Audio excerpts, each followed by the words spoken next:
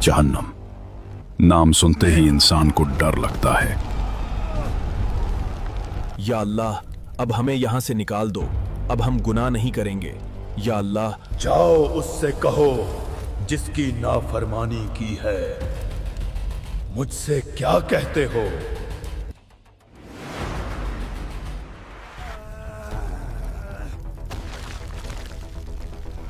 प्यारे व्यूअर्स, जहन्नम एक मकान है कि इस कहर व जब्बार के कहर का मजहर है। या अल्लाह, माफ कर दो। जहन्नम के शरारे फूल ऊंचे ऊंचे महलों के बराबर ओढ़ेंगे। आदमी और पत्थर उसका ईंधन है। ये जो दुनिया की आग है, उस आग के 70 जुज़ों में से एक है, जिसे सबसे कम दर्जे का अजाब होगा।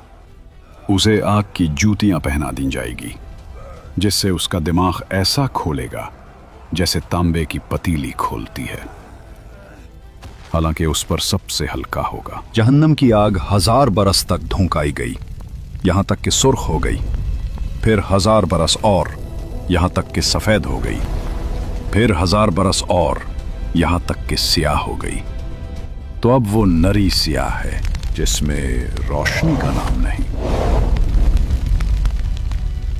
जिब्राइल अलैहिस्सलाम ने नबी सल्लल्लाहु ताला अलैहि वसल्लम से कसम खाकर अर्ज की कि अगर जहन्नम सुई के नाके के बराबर खोल दिया जाए तो तमाम जमीन वाले सब के सब उसकी गर्मी से मर जाएं, और कसम खाकर कहा कि अगर जहन्नम का कोई दारोगा अहले दुनिया पर जाहिर हो तो जमीन पर रहने वाले कुल के कुल उसकी हैबत से मर जाए।